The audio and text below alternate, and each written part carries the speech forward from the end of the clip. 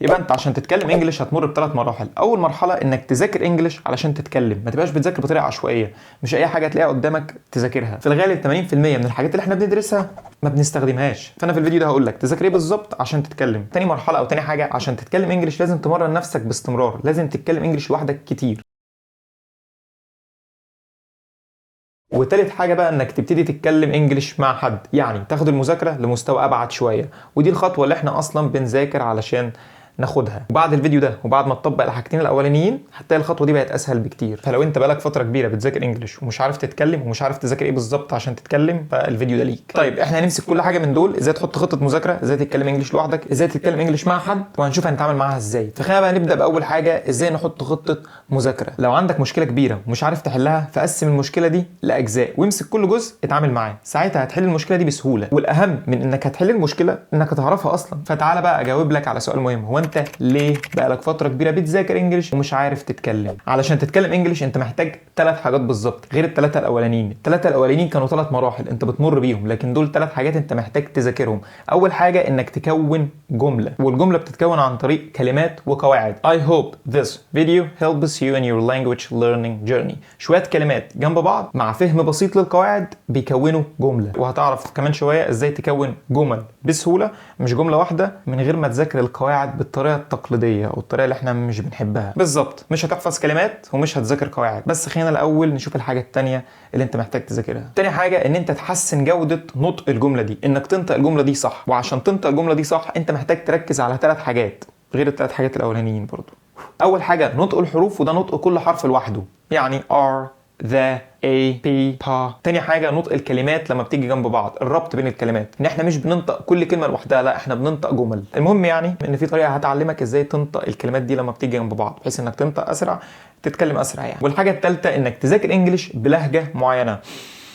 نفس عميق، مش عايزك تتخض، مش عايزك تقلق، الحاجات دي سهلة، وهديك شوية مصادر ونصايح علشان تساعدك انك تحسن النطق بتاعك. لو انت شايف ان انا بنطق حلو، لو مش شايف فامشي بقى من الفيديو واهرب علشان هتروح في داهيه. يبقى انت عشان تتكلم انجليش تكون جمله، الحاجه الثانيه تنطق الجمله دي صح، الحاجه الثالثه انك تتفاعل مع الجمله اللي انت بتقولها. تتفاعل، واحنا بنتكلم انجليش احنا بنتكلم بلغه مش لغتنا، فمش حاسين بيها، وعشان نحس باللغه دي علشان نبتدي عشان نتكلم من غير ما نبان مصطنعين، فلازم نمثل الاول، نمثل ان احنا حاسين بالكلام ده. وده عن طريق ان انت وانت بتتكلم تستخدم ايدك، تستخدم تعابير وشك، تصدق نفسك في الاول. ممكن الموضوع ده يبان تافه ويبان ان هو مش مهم، ولكن والله لو انت ابتديت تتفاعل مع الكلام اللي انت بتقوله، لو ابتديت حتى تمثل انك حاسس بالكلام اللي انت بتقوله، هتلاقي نفسك اتكلمت احسن، وهتلاقي نفسك ابتديت تستمتع بفكره انك تتكلم انجليش. ولما نتكلم عن فكره ازاي تتكلم انجليش لوحدك، بجانب انك تحط الحاجه دي في دماغك وانت بتتكلم، فالموضوع ده هيفرق معاك. بعد ما يبقى التخيل ده في وشك هتبقى عارف نقاط ضعفك فين بالظبط، وتروح تبتدي بقى تدور على حلول ليها، سواء بقى كورسات، دروس، ايا كان. المهم ان انت ماشي بخطه معينه، مش اي حاجه تلاقيها قدامك ليها علاقه بالانجليش تروح تذاكرها، لا ذاكر الحاجات اللي انت محتاجها. وده بقى هيودينا للخطوه الثانيه، ازاي نطور من كل جزء من الاجزاء دي لوحده. ايه الحاجات اللي نذاكرها في كل جزء من دول؟ بالنسبه بقى فكره ازاي تكون جمله علشان تتكلم، احنا قلنا ان الجمله بتتكون من كلمات وقواعد. بالنسبه للكلمات انسى فكره انك تحفظ كلمات لوحدها، الغي الموضوع ده من دماغك، احفظ جمل. يعني مثلا بدل ما تحفظ الكلمه دي لوحدها، اوفرلود يعني بتحمل نفسك فوق طاقتها. دي بقى الطريقه المتخلفه في الحفظ، انك تحفظ الكلمه لوحدها وتشرحها لنفسك بالعربي. ما تعملش كده، لا حط الكلمه في جمله واحفظ الجمل دي، وهتلاقي جمل وامثله كتير في ايا كان القاموس اللي انت بتذاكر منه. Don't overload yourself, make the learning process more easier. ده بقى بالنسبه للكلمات. تعمل ايه بقى مع القواعد؟ وخلي بالك اللي انا هقوله دلوقتي ده لواحد بيذاكر انجليش علشان يتكلم، فلو انت طالب او بتذاكر انجليش عشان تمتحن امتحان معين، فالكلام ده مش هيمشي معاك. ولكن لو انت بتذاكر علشان تتكلم، فالكلام ده ليك انت. ما تذاكرش قواعد. عايز تتكلم انجليش ما تذاكرش قواعد، ذاكر الانجليش في سياق، ذاكر الانجليش عن طريق القصص والمحادثات. واحده واحده هتلاقي القواعد بقت منطقيه في دماغك. وايه المشكله اصلا انك تغلط في القواعد وانت بتتكلم؟ طب اسالك سؤال تاني، او اسالك سؤالين. تخيل مثلا واحد يجي يقول لك انا عايز اتعلم عربي، ما بيعرفش يتكلم لغه عربيه، وتقول له روح ادرس نحو. طب ما تدرس انت نحو الاول، واحنا اصلا بنتكلم بالنحو يعني، فاهم؟ اللي هو انا عن نفسي بذاكر القواعد عن طريق حاجتين. اول حاجه ان انا بذاكر الانجليش عموما في سياق، يعني في قصص او في محادثات او عن طريق الكتب. تاني حاجه بقى ان انا من بعيد كده على استحياء، لما بحس ان انا في قاعده معينه مش فاهمها، في قاعده معينه محتاج اقراها او محتاج اجمع عنها معلومات، محتاج اعرفها اكتر، بقراها. بس بروح اشوف فيديو او افتح جوجل واقرا القاعده دي، او اشوف مثلا الفيديو قبل ما انام، اللي هو انا بعرف القاعده بس من باب المعرفه يعني، فاهم، من بعيد، لكن لا بحفظ القاعده ولا بذاكرها ولا بشغل دماغي بيها، بعرفها بس. ولو انت طالب للاسف يعني ومهم بالنسبه لك فكره انك تذاكر القواعد او تفهمها، فعملت فيديو ازاي تذاكر القواعد عشان تفهمها في 3 خطوات، فممكن تشوفه. لو انت كنت مركز معايا بنسبه 70%، فالشويه اللي جايين دول ركز بقى بنسبه 100%، لان انا هقول لك ازاي تطبق كل الهبد اللي احنا قلناه ده بخطوات عمليه. فخلينا بقى نعتمد على زي امريكان انجلش بس علشان ما نتشتتش، وبعد كده بقى ابتدي ابقى اجرب بقى مصادر تانية براحتك. المهم ان احنا اتفقنا عشان نذاكر انجلش، عشان نتكلم محتاجين نتعلم ازاي نكون جمل، وعشان نكون جمل لازم نذاكرها في قصص او في محادثات في سياق يعني، بحيث ان القصص عباره عن جمل والجمل عباره عن كلمات وقواعد، فهنبقى عملنا كل حاجه في حاجه واحده. واغلبيه الكورسات اللي على زي امريكان عباره عن قصص ومحادثات، وده اللي احنا عايزينه. فخلينا بقى نركز على كورس المحادثه. الكورس عباره عن محادثات في مواقف مختلفه، مواقف هنتعرض لها وبنتعرض لها وهتتكرر قدامنا كتير. المهم هتلاقي فيديو المستر بيشرح فيه كل محادثه، والاهم من الفيديو من وجهه نظري انا ان في PDF. اسمع الفيديو الاول عشان تعرف ازاي تنطق الجمل صح، وحاول على قد ما تقدر تقلد المستر وهو بيتكلم. والحاجه الثانيه PDF، احنا هنعيش كتير مع PDF ده، لان المذاكره من PDF فعاله اكتر واسرع. فعاله لان مفيش حاجه بتشتتك زي الفيديو، وتقدر تعيد وتقرا الجمله كذا مره. وفي نفس الوقت القرايه اسرع، يعني المذاكره من القرايه نفسها اسرع. انت PDF ممكن تخلصه في 5 دقائق، عكس بقى ما تقعد تشوف الفيديو لو 10 دقائق وترجع بتاع. ذاكر من PDF. الفيديو هيساعدك انك تنطق صح وتقلد المستر، PDF هيساعدك انك تذاكر بتركيز اكتر علشان المعلومات تثبت في دماغك. شوف الفيديو، ركز مع المستر، كرر الجمل اللي هو بيقولها، افتح PDF وحط نفسك في الموقف ده. حاول تمثل ان انت في الموقف ده، وغير شخصيتك وانت بتتكلم. يعني مثلا لو بتتكلم بصفتك واحد تاجر انفخ صوتك، لو بتتكلم بصفتك واحد طالب وطي صوتك، لو بتتكلم بصفتك واحده نعم صوتك. الهدف انك تتفاعل، فاعمل كل حاجه تساعدك انك تتفاعل. الكورس واحد، المحتوى بتاع الكورس واحد. في ناس بتاخد الكورس ده وتطلع منه نتيجه، وفي ناس بتاخد الكورس ده وتقعد تذاكر مره واثنين وثلاثه ومفيش اي نتيجه. الفكره او الفرق من مش ان الشخص ده ذكي او ان الشخص ده يعني غبي، لان انا كنت الشخصيه، لان انا قعدت شويه بذاكر ما كانش فيها نتيجه، وبعد كده ابتدى يبقى في نتيجه، والنتيجه جت لما ابتديت اتفاعل. فاتفاعل. المهم بقى ان وانت بتتفاعل وانت بتتكلم انجلش وانت بتحاول تتكلم انجلش، هتكتشف حاجتين. اول حاجه ان انت نطقك وحش خالص ومش عارف تتكلم بسرعه زي ما المستر بيعمل. وتاني حاجه، وده سؤال مش اكتشاف، انك اكيد بتقول لنفسك دلوقتي هو فين الجمل اللي انا كونتها؟ انا بقرا الجمل، انا كده بحفظ الجمل، فين الجمل اللي انا كونتها؟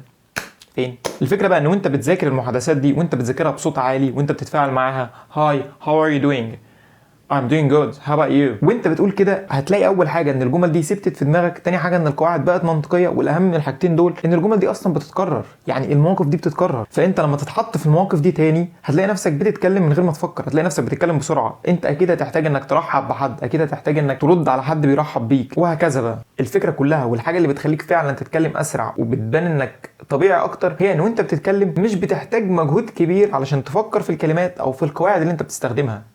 فاهم؟ لما بتحفظ جمل بتوفر على نفسك الحاجتين دول، لان انت بتحفظ الجمل.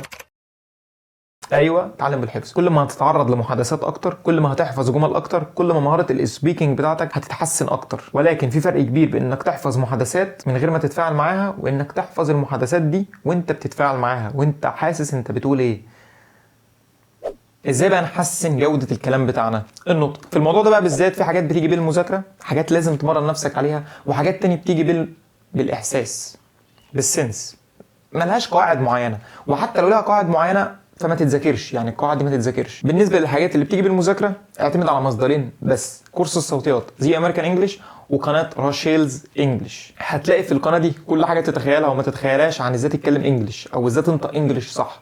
وعشان اتكلمت كتير عن القناه دي فهتلاقي في الكوميونتي بوست كامل عن القناه دي. اما بقى بالنسبه للحاجات اللي هي بتيجي بالاحساس، فالحل الوحيد في الحاله دي انك تسمع انجلش كتير. ليه؟ سمعت الجمله دي وسمعتها مره واثنين وثلاثه، فلما انت بقى تيجي تنطق الجمله دي ايا كان الجمله ايه، هتلاقي نفسك بتنطقها صح او على حسب السمع اللي انت سمعته، لان هي دي المعلومه اللي موجوده في دماغك عن الجمله دي او عن الكلمه دي. عكس بقى لما ما تكونش مثلا بتسمع كتير وهتضطر للاسف تعتمد على، مش عارف بقى انت بتعتمد على ايه عشان تنطق الكلمه دي او تنطق الجمله دي. لو انت قدامك جمله وانت ما سمعتهاش قبل كده بتتقال او ما سمعتش الكلمات دي ازاي بتتنطق، هتقولها بقى بناء على ايه؟ على معلوماتك للاسف. وهتلاقي في الكوميونتي احسن 5 مصادر اجنبيه انا اتعلمت منهم. ازاي بقى تتكلم انجلش لوحدك؟ ايه الحاجات اللي انت تركز عليها وانت بتتكلم؟ الحاجات اللي انا هقولها لك دلوقتي هي دي الحاجات اللي انا بركز عليها وانا بتكلم انجلش لوحدي، فيعني ممكن تفيدك. اول حاجه، اتكلم بسرعه بطيئه، يعني ما تجريش بالكلام، ادي لعقلك وقت يفهم انت بتقول ايه. تاني حاجه، اتفاعل مع الكلام اللي انت بتقوله، اتكلم بصوت عالي، اتكلم بايدك، استخدم ايدك، استخدم تعبير وشك،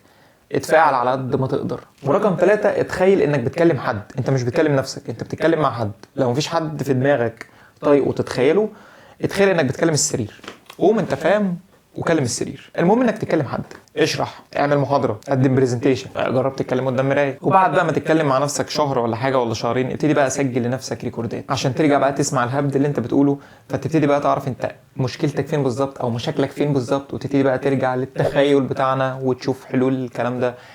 هي فاهم، هي فاهم. بالنسبه بقى للخطوه الثالثه واللي هي اخر حاجه، وهي انك تبتدي بقى تتكلم انجليش مع حد او مع مدرس او ودي الخطوه الاهم، ودي الخطوه اللي احنا اصلا بنذاكر او بنحضر نفسنا عشان نوصل لها. هي دي الخطوه اللي هتاخد الانجليش بتاعك في ليفل تاني خالص. المهم في فيديو انا اتكلمت عن تجربتي في الموضوع ده، وايه الاحسن انك تتكلم مع مدرس مصري ولا اجنبي، ولو اتكلمت مع مدرس اجنبي ايه التطبيقات اللي انت تستخدمها، ونظام الاسعار في التطبيقات دي. فروح شوف الفيديو ده. ونصيحه مني، كل ما تاخد الخطوه دي اسرع كل ما هتتعلم احسن وهتوفر على نفسك كتير. وعشان انا اتعلمت انجليش لوحدي من النت او من المصادر الموجوده اونلاين، فواجهت المشكله دي وعارف ان انت كمان بتواجهها او هتواجهها، وهي فكره التشتت. في محتوى كتير وفي طرق كتيره تتعلم بيها انجليش، مفيش حاجه اسمها احسن او اسرع طريقه تتعلم بيها، لا، كل الطرق هتعلمك انجليش. في ناس اتعلمت انجليش من الافلام، في ناس اتعلمت من الاغاني، في ناس اتعلمت من السناتر، في ناس اتعلمت اونلاين. كل واحد اتعلم بطريقه غير التاني، بس في الاخر كلهم اتعلموا. فما تقعدش بقى تشتت نفسك وتقعد تدور على احسن طريقه او احسن فيديو او احسن كورس، ما تعملش كده. لو في طريقه عجبتك خدها وجربها لمده شهر، جرب ذاكر بالطريقه دي والتزم بيها لمده شهر، وبعد الشهر ده شوف طرق تانية او جرب مصادر تانية. لكن لو قعدت بقى تشتت نفسك وتشوف الفيديو ده وتشوف الفيديو ده وتشوف الفيديو ده، مش هتتعلم. مشكله التشتت دي تفشخ لك حياتك. كنت بسمع بودكاست اجنبي لواحده بدات كذا بيزنس ونجحت فيه، يعني مثلا بدات البيزنس الاول نجحت، بدات البيزنس الثاني ونجحت بسرعه يعني. فالمهم الراجل اللي معاها في البودكاست بيقول لها انا عايز نصيحه واحده بس لاي حد بيبدا بيزنس او بيحاول انه يبدا بيزنس جديد. فقالت له don't do fake job, do real job. يعني لو عايز تتعلم انجليش اتعلم انجليش، ما تقعدش تلف وتدور حوالين الموضوع ده، زي انك تجمع معلومات عن الموضوع ده، انك تتعلم ازاي تتعلم انجليش، انك تجيب مصادر كتيره انك تتعلم منها. اتعلم يعني، فاهم؟ ركز في الحاجه الاساسيه انك تتعلم. بس اشوفك الفيديو الجاي، سلام.